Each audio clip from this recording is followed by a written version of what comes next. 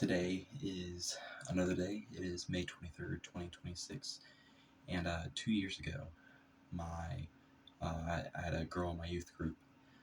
She had moved to Haiti with her husband to become a missionary there. And her husband, they both attended the Bible school I went to. Um, and, well, both her and her husband and one of their directors there were killed due to gang violence that had uh, came upon their building there, and it's an amazing story. Really, I have the book. It's called Strong to the End. I plan on reading that. But the book I read today, or I finished today, I finally finished it. I've been reading it. I've actually had this book for probably about a year, maybe a little bit more. No, 2 years, because I think I got it before I was married. I saw it and I picked it up for cheap from a church camp that I think that's where I got it, was at a church camp or a camp meeting that I went to with my wife or fiance at the time, but then I picked it up, so it was before I was married. But it's called a shepherd looks at Psalm 23. It's Philip Keller. It's called the Crusade edition. I guess they would have passed these out or maybe had them for sale. I didn't really look at that, but Billy Graham's Crusades. But it's an incredible book. I actually saw someone recommend it recently. There's a church in Texas that several people have came to the school from, and their assistant pastor down there is actually he used to be the bus driver for our choir, and was a teacher for a while. He was one of my first teachers when I went to Bible school, but then that year, before my sophomore year, he moved down to the assistant pastor down there, because the assistant pastor down there became my pastor. Anyway, so yeah, so that church down there, Faith Tabernacle, has had a large influence on me and my life, more than I would have realized. Like, if you would have asked me a year ago how much influence, I probably would have been like, well, like some. But this year I finally realized, yeah, it's had a lot. But that's beside the point. But that man, he recommended this book. They had a Facebook post with several of their leadership and which books they recommended, and this was the book he recommended. And I thought that was funny because I was just finishing reading it. I meant to finish it while I was on my choir tour, but I finished it today, and I felt like the ending was fitting for today, because today, as I said, is the anniversary of it's Davy and Natalie Lloyd, the anniversary of their sacrifice, and at the end, it was talking the last chapter. It was talking about that last line, and I will dwell in the house of the Lord forever. And it was talking about how you want to be in the presence of the Lord, daily. But I thought that was like the last few lines are, I shall dwell in the presence, or in the care of, in parentheses, the Lord forever. Bless his name. There's this man that wrote this I believe he's passed on now, but when he wrote this, his wife had passed away from cancer, and I thought that was interesting, just of how he was so aware of God's presence, especially, I'm sure, because he knew that one of his closest friends was there in his presence, closer in God's presence. But then there was another thing I think that stuck out more. It was actually with that saying the last line. It's in the last verse of the Psalm 23. Surely goodness and mercy shall follow me all the days of my life.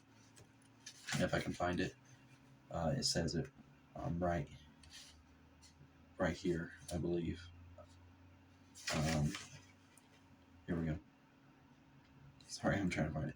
All right. It says, there's a poem, I'm not for sure which one, but the author says, Sir Alfred Tennyson wrote in one of his great classic poems, "The good men do lives after them."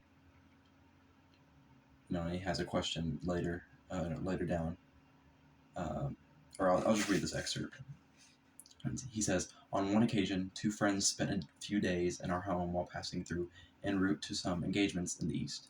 They invited me to go along. After several days on the road, one of the men missed his hat. He was sure it had been left in our home. He asked me to write my wife to find it and kindly send it on to him. Her letter of reply was one I shall never forget. One sentence in particular made an enormous impact on me. I have combed the house from top to bottom, and I can find no trace of the hat. The only thing those men left behind was a great blessing. Is this the way people feel about me? Did I leave a trail of sadness or of gladness behind? Is my memory in other people's minds entwined with mercy and goodness, or would they rather forget me altogether? Do I deposit a blessing behind me, or am I a bane to others? Is my life a pleasure to people, or a pain? And reading this today, I just thought, both Natalie Davey and the other man that died, Judes. I never met Judes, as he was there from Haiti. He was a local. Davey pretty much grew up in Haiti as well. His parents were the one that they were in the States when had left the day before when the attack happened, or his dad had. His mom had been there for a while, uh, they were lovely people. From what I could tell, Judes was an amazing person. But Natalie and Davey, I grew up with Natalie. Um, I cannot really, I don't have anything ill to say of her. She was a great person. I wasn't the closest friends to her, but she was great friends with the other girls in our youth group. And my cousin was one of those, and they were some of the best friends. And then Davey, he I met him because he came to Bible school, and my home church pretty much runs the Bible school that I go to, or I just graduated from. And he was there for 4 years. I didn't really know him in his first 2 years. I was younger, but then I got to know him, and he was a great guy. He would tease you and stuff, and that was good. And he would just always have this amazing persona on him, and just a very joyful man. And he always had this thing that whenever I would hear people talk about him, you'd always go, "What an honor!" Like that was his favorite saying. It seemed like he would always be, "What an honor this is." And but I thought about that when I read that line, because I finished those last 2 chapters today. So when I read that line, it made me think of Davey and of how and Natalie and how much of an impact they've had on our circles, at least of the churches we fellowship with, and even I know that their story made the national, or like it made the news, and um, you know people were affected by it. People that never would have met them, and I know personally I had a relative that really got back into he had been going away from church for a while, but had got back into it because of what happened, and like realizing their testimony of life after the tragedy that happened after May 23rd, 2024. Um, and it really affected him, and just like, wow, they were so young, and it really made him think about serving, how he's serving the Lord, um, or the lack thereof, and their lives just had such a great testimony, and that's something I want for my life. I don't feel like I've done very much, and I'm older actually than Natalie was when she passed, and they didn't. But what part of my thing I realized was that they did a lot, but I know that if they would have lived on, they would have done a lot more. So in comparison, what they could have done, they didn't really do a lot. I mean, they did. Davey and Natalie, they worked hard down there in Haiti for those 2 years that they were married, or almost 2 years, not even. But it's just like, they're like Davey's parents. I would say probably worked a lot harder than him, at least a lot longer, um, and their lives didn't reach as many people. I mean, they're reaching more people now because of being able to go. They just wrote that book with some help, and then they're going on podcasts and everything, and being able to tell the story of Davey and Natalie, and then the need and Haiti, and the story of Jude's, and how he left behind a great testimony, and a wife and children, and how his testimony is still affecting. But it's like, when I die, if I were to die today, would I really have a great effect on other people? And I don't know. I don't know. I don't know what an effect I would have had. I know that I've been able to affect people for good. I've been reminded that there was something this week that happened that kind of reminded me that I'm still able to have an effect even when I'm just going through the emotions. That there's opportunities that the Lord brings my way where I can have an effect on people. But I want to be able to, at the end of my life, be able to say that, surely goodness and mercy shall follow me all the days of my life.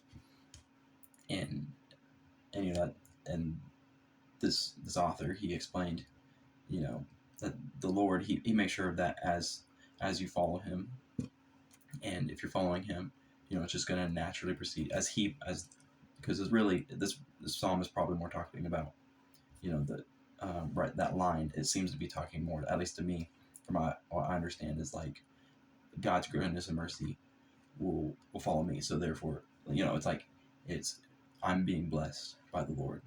But his point was, if you're being blessed by the Lord, that goodness and mercy is going to be spread to others.